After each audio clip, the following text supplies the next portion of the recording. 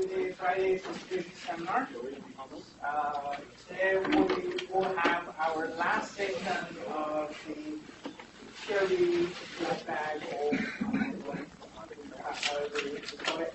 So we'll have the last two student presentations.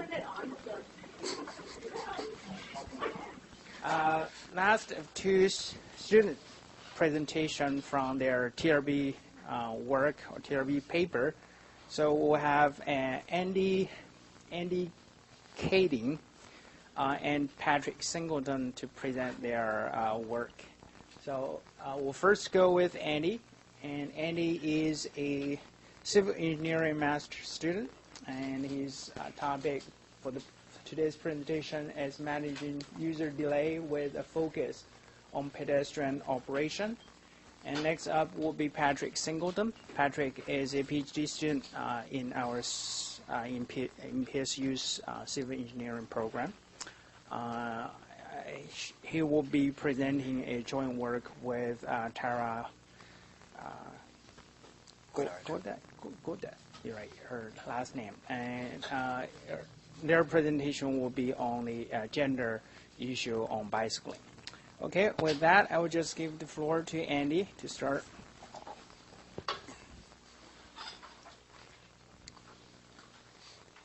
Hi, everyone. Good.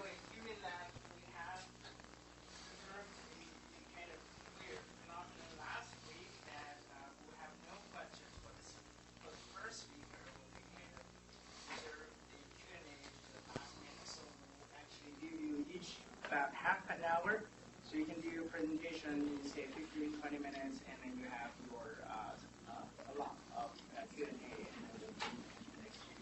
Okay, sounds great. Good afternoon. My name is Andy Kading. Like it was said, I'm a graduate student in the Civil Department, and I'm here today to talk to you about the research that I presented at the Transportation Research Board earlier this month. The title of my talk is Managing User Delay with a Focus on Pedestrian Operations. Now, before I begin, I'd like to acknowledge my other project partners, my graduate counterpart at Northern Arizona University, Christopher Sobey, his advisor, Dr. Edward Smeglik, Dr. Anuj Sharma from Iowa State University, my advisor here at Portland State, Dr. Sarisha Kathuri, and of course, Peter Kuntz from the Portland Bureau of Transportation. So here's today's agenda. We're not going to spend too much time on this. One thing of note is that if you hear some terminology in the beginning that you don't understand, I'm going to go through a real brief signal timing 101 to hopefully give you a little bit more of a background on the topic. So, on that note, let's get to it. As many of you, I'm sure, are aware, walking is an essential part of livable, healthy, and sustainable communities. Walking as a mode share has increased dramatically over the past 20 years, from a paltry 5.5% to over 10% nowadays.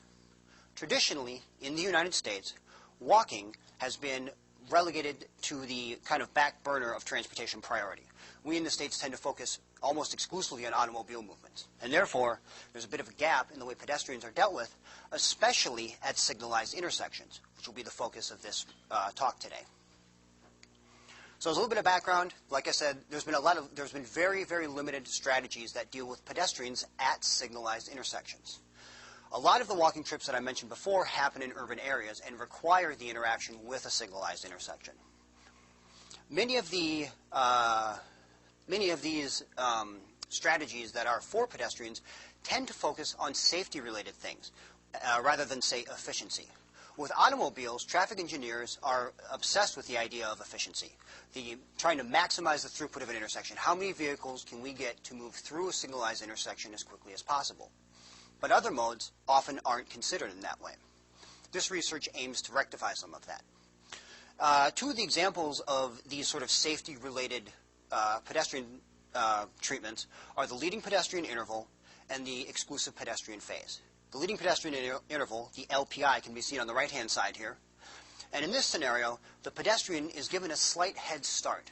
The walk signal comes up several seconds before the green indication for the cars. This is often done in a right turn situation, and the aim of this is to give the pedestrian a couple seconds to get into the crosswalk and therefore enter the visual field of the driver. This will hopefully allow the driver to see the pedestrian and not run into them when they make the right-hand turn.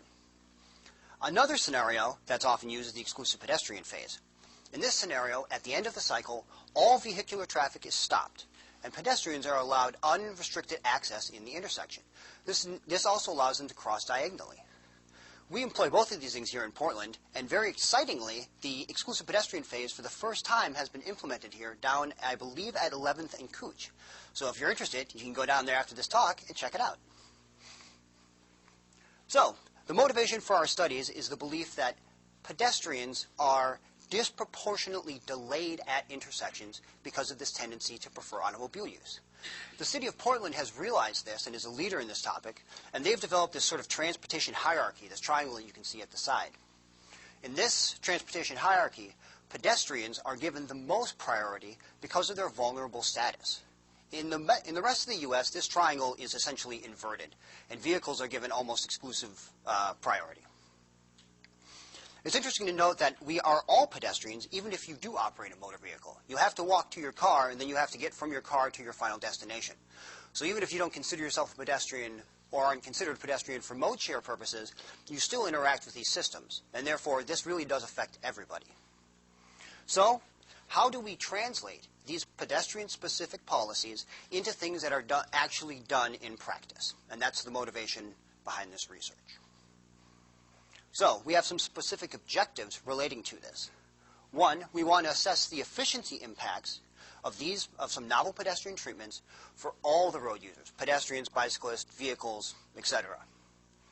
We're going to look at 4 separate things, and this is the part where you're not going to know these terms, but I'll talk about them in just a second.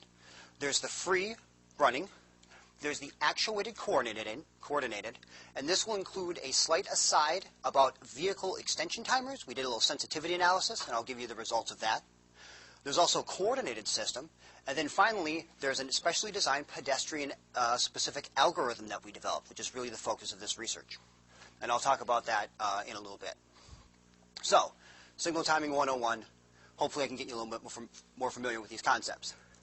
So the first thing I'll talk to you about is the coordinated system. In this scheme, let's think about like a major arterial, like Burnside, Powell, Division, etc., where you're going down that major arterial. What you want to do as a car is you don't want to hit every single red light. You'd like it to be green in a continuous segment so you can just sail right through. Coordination is the syncing of these separate intersections to accomplish that specific goal. So what we do is a car enters our little pretend corridor here. It gets a green light. It moves to the next. We get another green light. And it moves to the next, and we get another green light, and we sail right through. In practice, this can be tricky to do, but just as far as familiarity with what we're talking about, it's important that you know this. The second scheme is an actuated coordinated. Notice it still has the word coordination in it. This is a way that we can augment the coordination. This is often done not along the main corridor, but along the minor streets that connect to it. And what specifically we're looking to do here is detect vehicles there and then help service them better at intersections. So the way that we do this is a vehicle enters the intersection and it hits a sensor. That sensor then sends a signal to the computer that controls the intersection. The specific thing we're going to talk about here is a vehicle extension, right?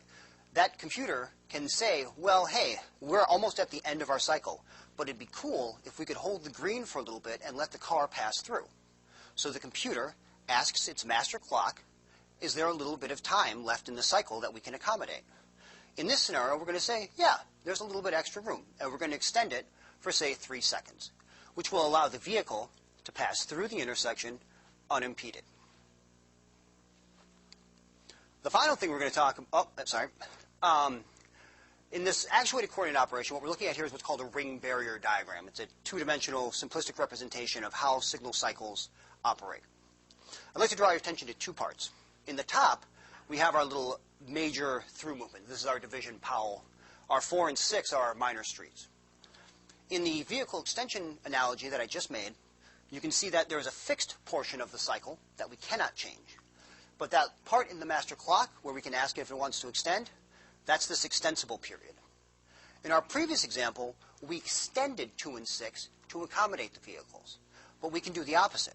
If traffic volumes are low enough, we can shorten that cycle, which is what we see down here, thereby allowing extra time that can be given to the preceding phases or to end the cycle a little bit early if you program it that way. And that's important. That vehicle extension is something that we're going to talk about in just a minute. The final piece of signal timing 101 that we're going to talk about is free operation. Free is it's the uncoordinated version, not actuated, not coordinated. It's free running. It's really a sort of first come, first served basis. If a car comes on the sensor, it'll change, and if there's no corresponding traffic, it can maybe just stay in green. Free operation tends to be very efficient in that it services vehicles as they arrive. That's important because it comes into our research very soon. So,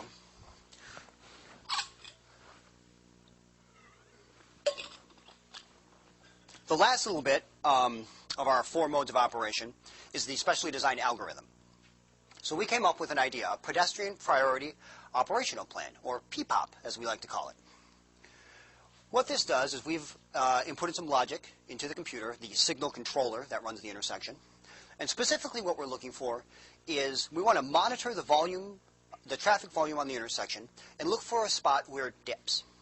When it dips, we can then switch plans, switch the mode of operation to something that perhaps better accommodates pedestrians.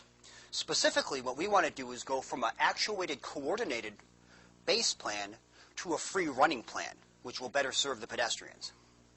Here's our little algorithm explainer here, volume, threshold, etc. The way that we did this was we used a signal controller, the computer that runs the intersection. The model, it was made by a company called Econolite, and it's called the ASC3. We chose it specifically for our research because it has an inbuilt logic processor, which was key to the development of the algorithm. This is what it looks like in 2 different versions, both its conceptual version and its practical on-screen programmable version. So again, we start with our normal operation, our actuated coordinated. The algorithm monitors the vehicle volumes for a set time frame, and then it asks an if statement. Is the volume within a certain threshold? If the volume falls below the threshold, then it changes the plan of operation into our pedestrian priority operational plan, in this case a free mode, and then continues the monitoring cycle and continuously asking this question. What are the traffic volumes? If the traffic volume goes up, it kicks back into actuated coordinated. If the traffic volumes stay down, it stays in the free mode. What this looks like, this is the software in the loop, a virtual version of that signal controller that we use in our simulation. You can see some of the logic flags. This is just one screenshot out of, I think, 16 separate logic statements that are used in this algorithm. And that brings us, of course, to the way that we actually did this, through virtual simulation. We use 2 separate programs to do this. One of them is VSIM, a micro traffic simulation software. And then the other one is called Synchro, which is simulation software that's specifically designed to deal with traffic signal design and operation. So first we developed a network. In this case, we're on Southeast Division here in Portland, between 119th and 130th. Division will be our major approach. The majority of the traffic volume is on it. The other streets, 119th, 122nd, 130th, are our minor approaches. They have the lower traffic volumes.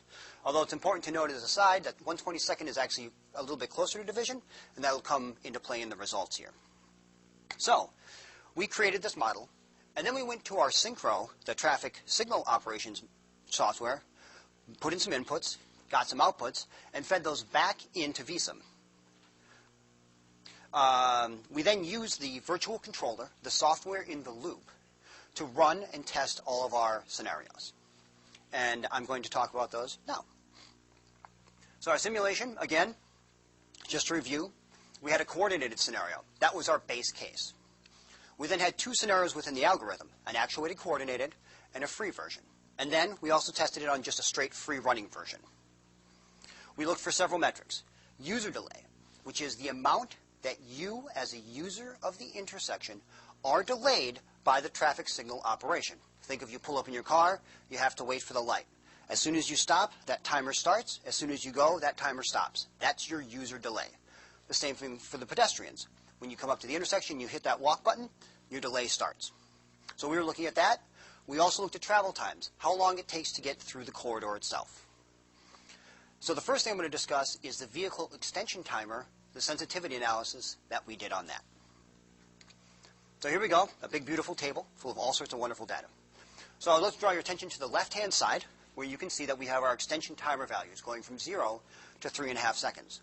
So if you remember in the actuated coordinated slide, that vehicle passed over the sensor, And then the computer asked how long, and it extended it by 3 seconds.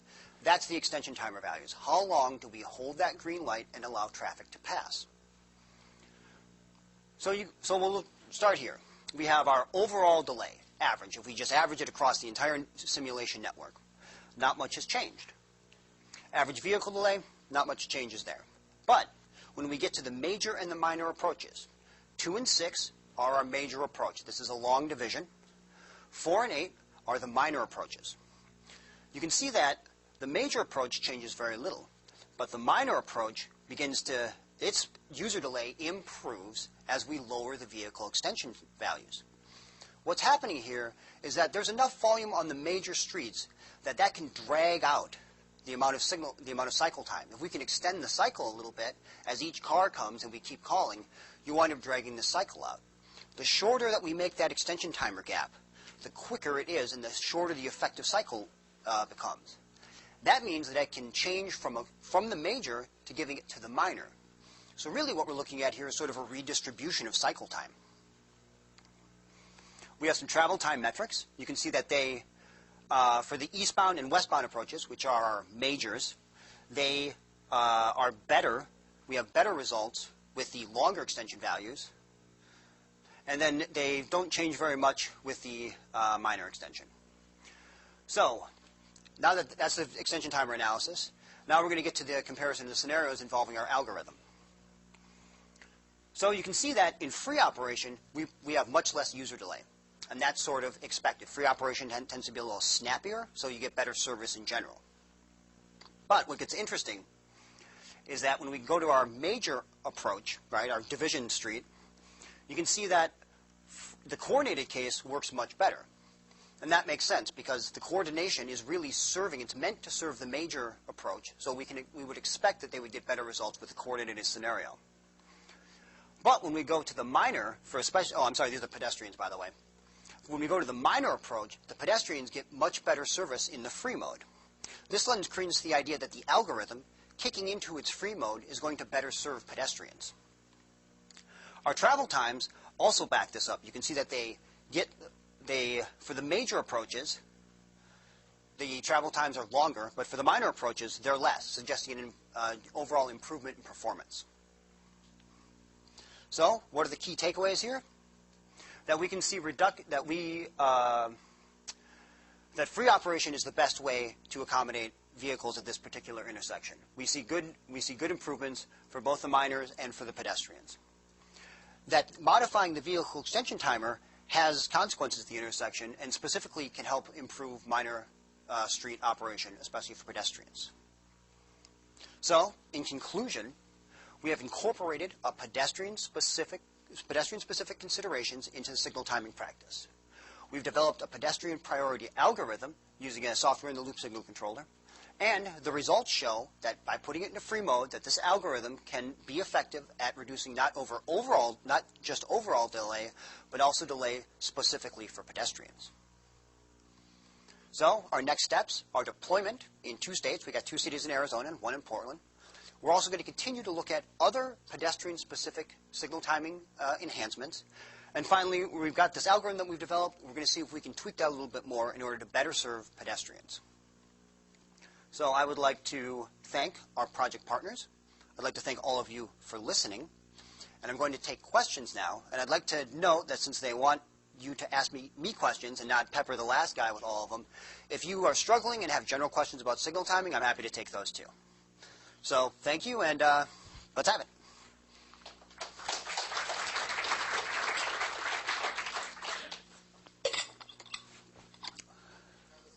Civil engineering. What systems do you have in place at these intersections to actively detect pedestrians? Are there ways where it's rather than just a guess that there's going to be this many, are you actively saying, well, there are currently this many pedestrians and we should extend these spaces accordingly? So pedestrian detection is one of the big missing pieces at intersections. Right now, primarily, the only system that we have is just the push button, which is just essentially a binary input. You hit the button, and that's it. We don't know. It's not like every pedestrian hits the button as they approach, and therefore we can count them. There are some other novel ideas, microwave technology, for example, but they are not as reliable, and they are sort of generally not used. So the kind of short answer is not much. And it's one of the big issues in signal timing. Piggybacking on that, so in the free mode, it seems like the pedestrian delay is just the time it takes to switch the phases, in effect, right? They press the button and it switches. Yep. So if you detect the pedestrian earlier by having a walk signal or button just 50 meters earlier, then they would have no delay. Well, not quite, because don't forget that the intersection, there's a lot happening at the intersection. The pedestrians are just one piece. And generally, vehicle traffic, especially at our target intersection here, is much higher than pedestrian volumes. So really, the vehicles are the ones that are controlling the pedestrian delay. But yeah, you're right. In some scenarios, you could easily imagine, like, say, like a trail crossing that crosses a street. If you could detect a bicycle or a pedestrian approaching and you could get that timer to switch ahead of time, you could just sail right through. You could essentially coordinate it for the pedestrian and bicyclist, which would be great. Justin Griffith, civil engineering. You mentioned, this is kind of your target. This is the area that you looked at. How do you think this applies to other intersections, other areas in Portland, say along Alberta or downtown or Mississippi? Just different streets with different types of volume. So we chose a non-pedestrian-friendly area on purpose. We wanted to look at someone, I don't know if you've been to 122nd Division, but it is not like a particularly pedestrian-friendly area. And we really wanted to look at, from a typical perspective in America, what's a normal pedestrian experience like? Portland is such an isolated bubble. So in looking at this, it's kind of like radically different. You think about Alberta or Mississippi, there are only 2 lanes. They have very few traffic signals. And really what are better situations for those are just crosswalks with pedestrian priority laws. If you step in front of the vehicle, they have to stop for you. So in that scenario, by not including signalization or not specifically mechanically prioritizing pedestrians, you can sort of better serve them by just organically allowing them to do as they please. I hope that answers your question. Okay. Zoe Kibitz, civil engineering. I was wondering if there was any plans to do research about the exclusive pedestrian phase where everyone can cross at the same time and how that compared. So we've done research on it, and the way that it works is that, so remember your geometry, it's the hypotenuse is a little longer than the corresponding sides. There are minimum standards for how long you have to give people to cross an intersection. It's 3.5 feet per second for the current standard. What that means is that gap of time that you need is a little bit longer than you would need for normal pedestrian operation. And because you have to stop all vehicular traffic, it affects the length of the cycle. There's a relationship between the length of the cycle and overall delay. The longer the cycle, the longer you have to wait for the cycle to do its thing. Short cycle lengths change faster, and then you get to serve all the phases quicker. So in the exclusive pedestrian phase, you have to stop it all and then add a slightly longer chunk of time. So what happens is that delay goes up for almost everybody. But it depends on how the scheme is. The scheme is implemented. In some exclusive pedestrian phases, you allow the normal pedestrian movements, and then you stop it and you allow full access. In some, you allow no pedestrian movements, and then you allow them unrestricted access. Both of them have slightly different trade-offs, but in general, the exclusive pedestrian phase adds delay to the intersection. But it's done primarily for safety concerns. So, yes? Start planning. So last night, I actually just saw the new pedestrian scramble on the Pearl, and I crossed it. I didn't notice that it was a scramble until I crossed, and then there's like a A-frame sign that's has like information about it. So I'm curious, do you know why they picked that location? Yes, that location was, I believe it was a stop sign controlled location, and the pedestrian volumes were high enough that it would conflict with all of the vehicle volumes to the point that the vehicles couldn't really get through. Block faces are only so long. Vehicles are a fixed size, right? So you can imagine that you can only fit so many vehicles in the block. If they're moving slowly, that causes backups to the rest of the system. So it wound up being kind of a nightmare. And I think also the streetcar passes through that thing, so that compounded all of that traffic also. By using this pedestrian signal, you sort of are ordering the chaos that used to be there. So you kind of allow, it makes for a slightly better and more efficient scenario. You first. Jorge Gonzalez, civil engineering. Have you considered applying your algorithm to locations where there's also bicycle-specific signals, such as like Burnside, where there's hawk signals and stuff like that? Yes, actually, that's an avenue of research that we've just started. It's going to be the same, almost the same scheme, but we're going to look at bicycles specifically. So, good question. Yes. I may have missed this detail, but what is meant by the free signal? So, free operation is where it just runs kind of just on its own. It's sort of a first come, first served basis. Yes, there is actuation. Yeah, there's another scenario where there's no actuation. That's called fixed time, where the cycle just runs, it just does the same thing all the time. Click, click, click, click. Yeah, no specialty algorithm. It's just whichever cars are there and trigger the sensor, they get served. Not instantaneously, of course. You go through the same cycle clock the whole time. But if nobody shows up on the other approach, there's no need to change out of the green. Then when somebody shows up, you go through the cycle, you serve them, and then maybe it goes back depending on how you have it set, or maybe it just stays in that green phase. Yeah, go ahead. Yeah. As well. Yeah, it depends on how you set it up. Some places I think ignore it, but here in Portland for sure that factors into it. You hit that button, and that is part of the actuation. So when you're looking at trading off delay for different kinds of users at an intersection, has there been any research done on the amount of delay a user in a given mode is willing to wait before they're going to do something creative or illegal to get out of that queue? They're going to run through an access. If they're a pedestrian, they're going to go up half a block and run across the street. Yep. What are the trigger points where that kind of behavior occurs? I can't quote you the exact studies, but the basic thing is that the more you make a pedestrian wait, the more likely they are to do risky or illegal behavior. And that's just it's a fact. And I think there's a threshold. I want to say it's like 45 seconds, but don't quote me on that. Threshold at which a pedestrian or a cyclist is going to do something creative to get through that intersection is a lot lower than the threshold at which a car is going to drive the wrong lane of traffic to get out. Right. There's actually an important point about this research in that if you overly delay pedestrians, you're sort of encouraging them in a de facto way to have this risky behavior. So it's important that we actually take pedestrian delay and efficiency things into mind when we design and operate signal systems. I have seen 30 seconds in the literature. As the tipping point? As the tipping point. So if they start waiting more than 30 seconds, then the probability that they will not comply.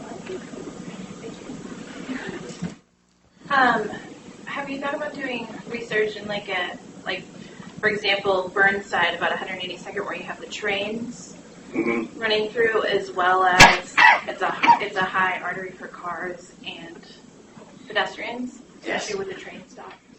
Yep. So we haven't thought specifically about that, but one thing to consider with Burnside, 182nd, it's 2 traffic lanes, right? It's just one car lane in each, or is there two car lanes? Right. So in that way, are you familiar with the term pedestrian island? Yeah, where there's like a little concrete island that you can hide in as a pedestrian as you cross the street. The max tracks kind of act as that, because there's a little space that you can stay in between the traffic lane and the train on both sides. So in those scenarios, it can actually help improve pedestrian performance because it gives you that little, like a 2-sided pedestrian island. I think we got time for one more, if anybody's got one. Oh. I think you mentioned this about you have 2 intersections. Are there any differences between intersections as a function of the cross volume? You mean with our 3 test scenarios? Yes, there are. So there's 1/19th, 1/30th, and then 1/22nd.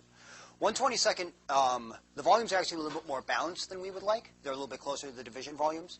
1/30th has a good amount of, not a good amount, but it has a certain amount of northbound traffic, but essentially 0 southbound traffic. It's a dead-end street.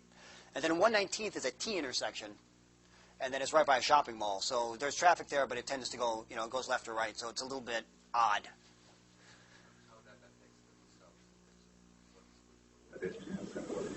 Yeah, so we were hoping it would have been a little nicer if we'd had an intersection where the volumes at 122nd were more skewed towards the traditional, where there's more traffic on the major and less traffic on the minor. And what we saw sort of a hint of what we wanted to in our results. And that what we're really looking for is that since the pedestrians at these intersections are, as a pedestrian you cross, You can cross, if you're going somewhere diagonally, you have to hit both crossings. So there's an interplay between the major and minor that pedestrians tend to use both. So it's imperative to serve both the major and the minor more equitably in the pedestrian scenario. And so we got to see a little hint of that in the research. If our volumes were more skewed, we perhaps would have seen more dramatic results. I hope that answers the question. Okay. Well, thanks, everybody. I appreciate your time. And yeah.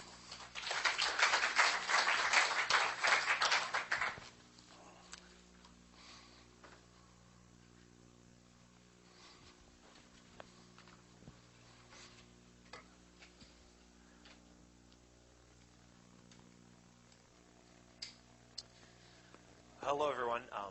I'm Patrick Singleton. I'm a PhD student in civil engineering here, and this is some work that I've been doing with Tara Goddard, who's also a PhD student in urban studies and planning at Portland State. And we looked at exploring the gender gap in bicycling by using data here in Oregon.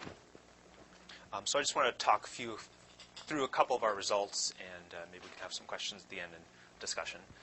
So many of you are probably familiar with what the gender gap in bicycling is.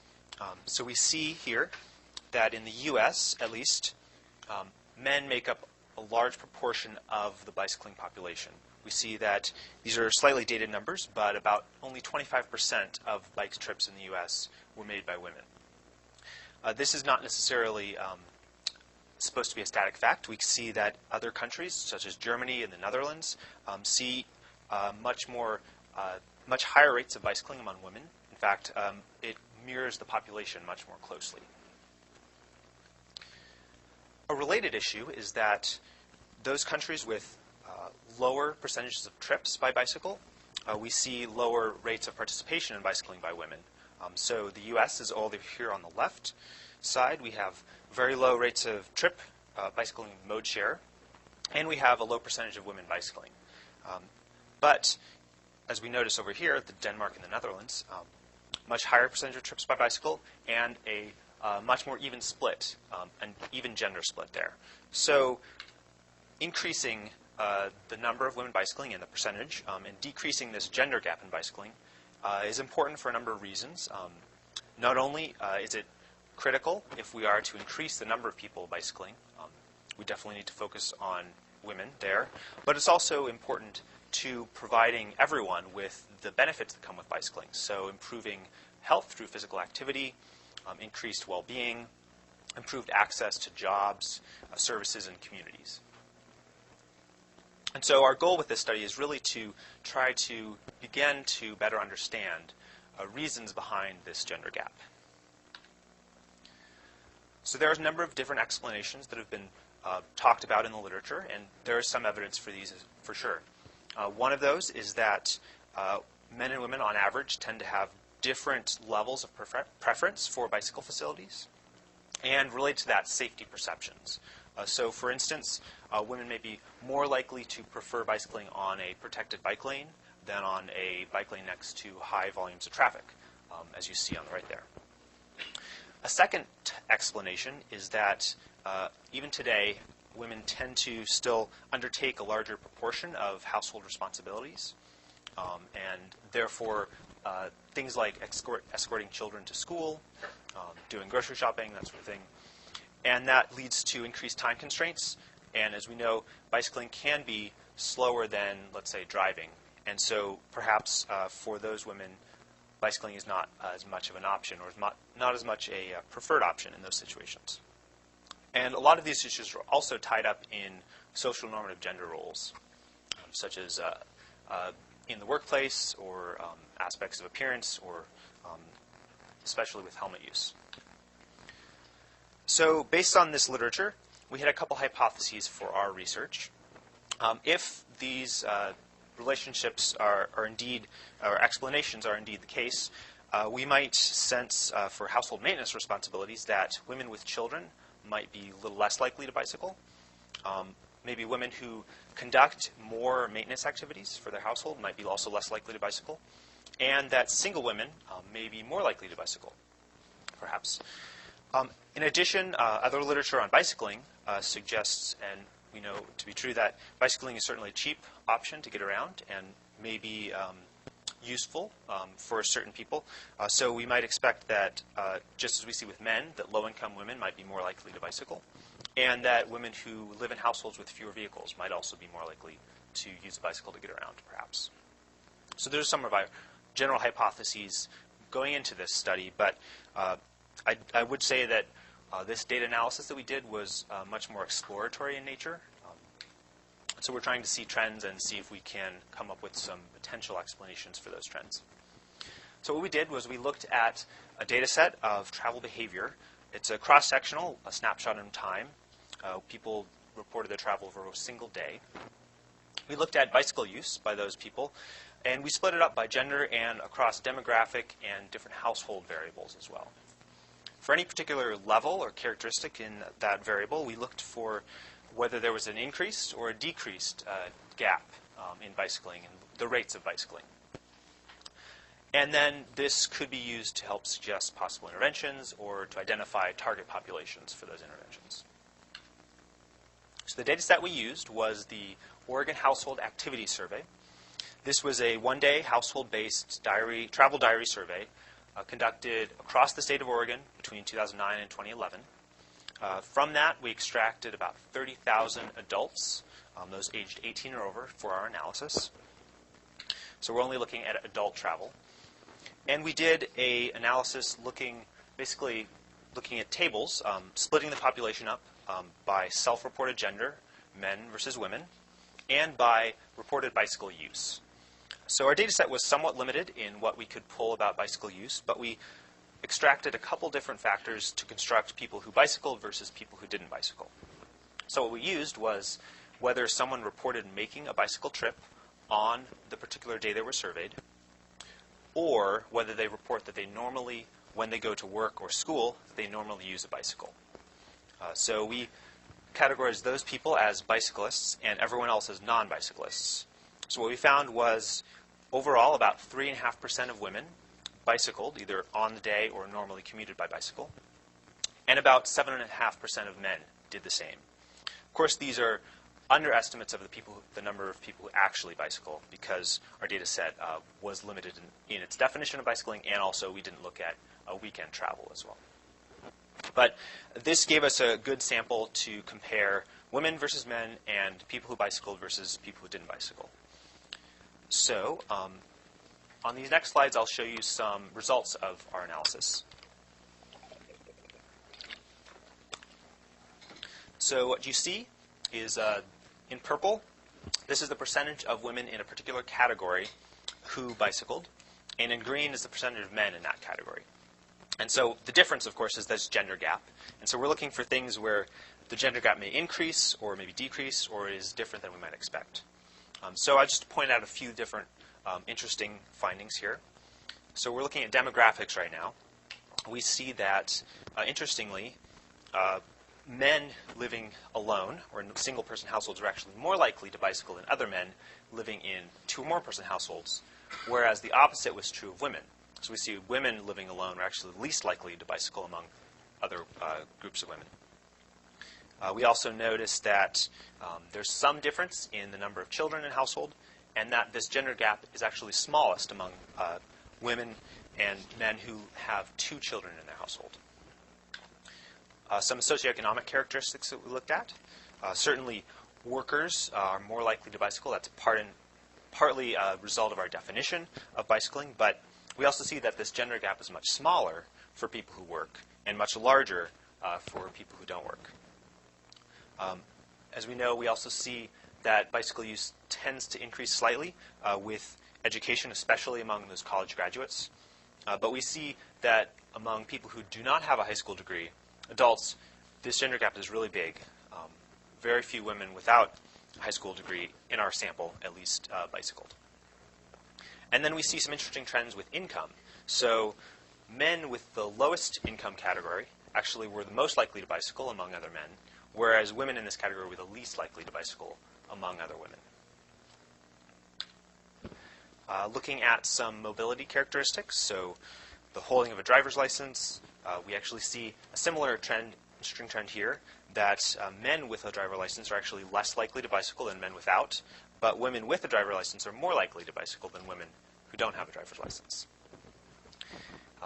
We also see some narrowing of the gap among people with between 0 and 1, but those with 0 vehicles, men are actually the most likely to bicycle, and women are the least. And of course, the number of bicycles per household, we do see some increased bicycling from there, partly as a self-selection there. And then finally, looking at some measures of trips and activities that people did on a survey day. I will say that these numbers here don't include those people who say they normally commuted by bicycle. These definitions for this slide are just those people who made a bicycle trip on the day. So I'll just point out a few things here regarding maintenance activities.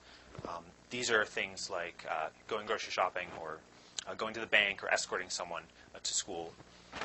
We see that actually this gender gap is bigger for people who made any maintenance activities and for those who spent more time engaged in maintenance type activities. So we see some interesting differences there. So we'd like to think about how these results might help us understand this gender gap in bicycling. So we've had some evidence to suggest that household roles, family roles might be at play. So we saw again that women were less likely to bicycle if they conducted maintenance activities, and the longer the time they spent doing that. Whereas men, in those situations, were actually more likely to bicycle than other men. And we saw that women still made more household maintenance trips and spent longer time on those activities. So that seems to be one potential pathway for this gender gap in bicycling. However, we think that the results here might paint a slightly different picture that might be a little more compelling to understanding some of our results. And that's the distinction between choice and necessity. So what we saw were that women who had greater economic means and more mobility options were actually more likely to bicycle than other women. So that includes women with higher incomes, those who were employed, those who had a driver license, who had more vehicles in their household, were actually more likely to bicycle than other women. Some of those characteristics, we did not see similar trends for men, and actually some of those were opposite trends. The flip side of that, of course, is that women with less economic means and more limited mobility options, unlike men in some of these situations, were actually less likely to bicycle. So those include people without a high school degree, those who aren't working, those in lower income or zero vehicle households, or who don't have a driver license. So we thought there might be a few potential policy implications of this, although certainly more research is needed. These could be certain groups to target with certain interventions. These groups of women who bicycle less than other groups. And certain types of interventions that could be employed. I know there's some work here, the BTA, looking at awareness-raising programs, training, skills building, social events. We also might want to rethink the way we install and prioritize infrastructure investments, maybe not necessarily always focused on the commute trips, maybe trying to target other sorts of bicycling trips that might be made outside of maybe the central city. And of course, we'd like to do a lot more future work in this area. We're just beginning to understand these issues. So for our quantitative analysis, we'd like to extend our exploratory analysis to do maybe a multivariate model to see if these trends hold up when we're controlling for a lot of other factors. It would be great to do a multi-day study because we were limited with our definition of bicycling. We could use longitudinal data or multi-day travel survey to get a better sense of who bicycled and who doesn't, which might help us to delve into these trends a little bit more. One of the big limitations of our data set was that we did not have access to attitudes and preferences, especially about traffic safety. So we were not able to test those explanations from the literature with this data set. But other data sets here that have been used in Portland have tended to show those results. In addition, we'd like to try to see if these results hold outside of Oregon in other contracts. And then finally, it would be great to supplement this quantitative analysis with more qualitative studies, interviews, case studies, to ask people why they didn't bicycle. These things might not have shown up in the data. So I guess I'll leave it at that, and I think we have some time for some questions. Thank you. Yes, here in the front. I saw one of your chart, like woman who has 2 children take a bike more than 1 child. I was wondering if you have more data about this. That's a good question. That's one of the findings that we haven't been able to explain very well. I know there is some research here looking at family travel and explanations for why adolescent boys and girls bike or don't bike, but we don't have a really good explanation for that finding. It could be that it's just some fluke in the data, but it was a significant difference there, so we'd like to look more into that in our multivariate analysis. There in the back. Did you look at the age of children in household and how that affected? We did. I'm only presenting here. We looked at whether or not there was a child aged 0 to 5, 5 to 11, and 11 to 17, and the only difference that we did see was among this presence of a child aged 6 to 11 in the household. There was still a gender gap, but there wasn't, let's say, a different trend in that we wanted to highlight. In the back there. Talia from ODOT, just a couple of observations about the 2-child versus 1-child difference in women's cycling. It's possible that some of that is attributed to the fact that 2-child households, most of the parents I know, are always desperate for any sort of group family activity that reduces the opportunity those kids have to bicker. Also, the findings that you had seeing that women generally with economic needs and a higher educational background are more likely to bike. I'm guessing that has a lot to do with the built environment where those women versus low-income women live. And then one other thought is at last year's TRB, there's a really interesting piece of research looking at likelihood of cycling and factors that influence interest and willingness to cycle. And one of the things that it found was that women, particularly, if I remember right, lower income women and women with caregiving responsibilities were more likely to believe that the cycling infrastructure near their houses was inadequate, even when in fact it was pretty good infrastructure.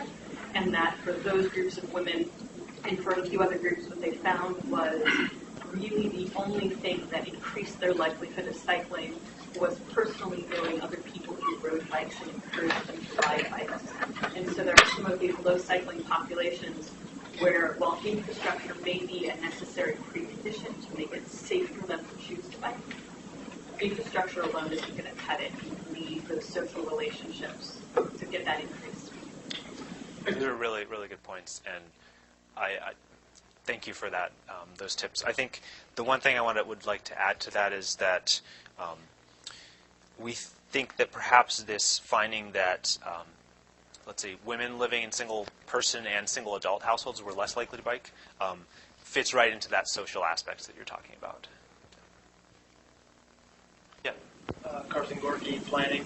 Was there any instance that you came across where women biked more often than men?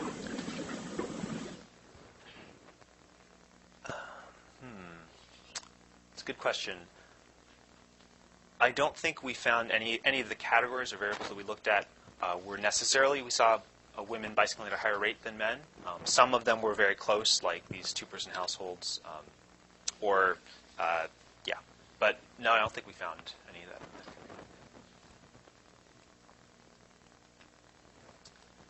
Yes? You mentioned that the survey is taken like per day, like 1 day basis. Mm-hmm. So which time frame of the year do you take the survey in? Because like on rainy days, like people might not want to bike compared to like summer days. Mm-hmm.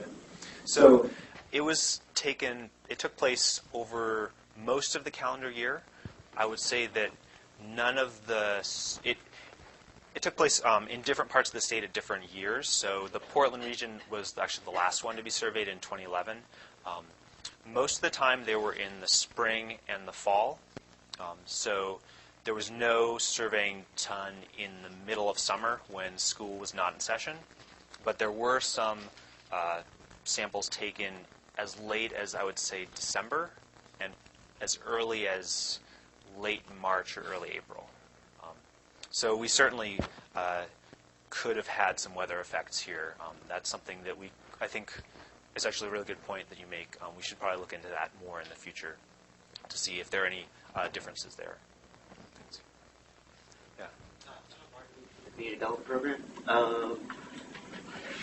Was there any consideration for what type of bike was being used, whether it's an electric bike or a commuter, or if they only have a carbon fiber road bike without fenders, the daytime only, triathletes? Was that part of that? Yeah, that's a really good point. We make a note of this in the paper that that's one big limitation of this data set, is that we don't know, unlike, so the data set collected what motor vehicle and what type of motor vehicle was used, but it didn't collect what type of bicycle was used on a particular trip, nor even what type of bicycles a household or people owned. So we only knew how many bicycles they had in their household.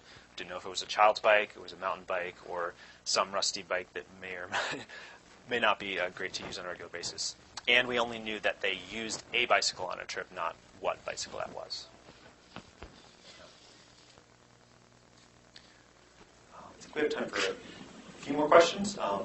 Yeah. Jorge Gonzalez, Civil Engineering. Have you seen any of your similar metrics that you used in your study and other studies around the world in like cities where gender difference is more balanced? That's a really good point. I have not looked into that. I think perhaps there may be fewer studies of those because people don't see it as a big an issue where the gender gap is more balanced. But that's something, that's a good point. I should look into more of that. We might have time for some questions if there are any more for Andy as well.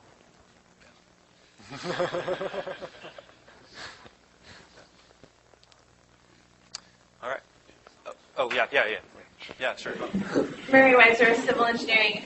Did you have any sort of question based on, for women that worked, how far the distance they would have to cycle is to get to their job? Yes, that could be calculated from the data. We haven't yet, but that's probably a really good point. I know some other surveys, not this one, but have suggested that women may be slightly more concerned about getting sweaty or that sort of thing on the commute.